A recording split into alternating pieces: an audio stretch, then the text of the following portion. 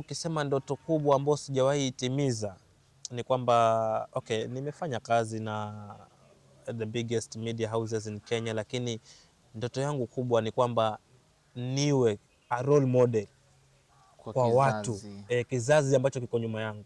Niwe a role model kwamba mtu akiingia mahali akinitaja jina langu unaambiwa huyu alifanya hili na hili na hili na ile footprint ambayo utaiacha kwa media industry ni gani? Maana sasa hii ukienda mahali ukisema ukitaja marehemu mzee Leonard Mambo Mbotela utaambiwa huyu alifanya hiki na hiki na hiki na hiki.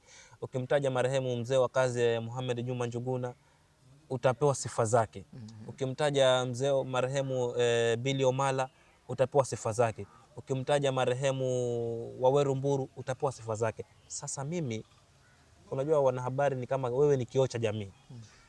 Wewe jamii wanakusikiza, wanajua nini ambacho wanataka kujua nini ambacho kimefanyika. Kwa hivyo ndoto kubwa ambayo ningependa kuifanikisha maishani ni kwamba niaishi maisha ambayo hata nitakapoondoka kwenye uso wa hii dunia akitajwa Harun Toya Malenga 003 hakuna mwingine, ni mimi, na yale niliyoyatenda ni haya ambayo yanatia moyo hata wale vijana katika jamii.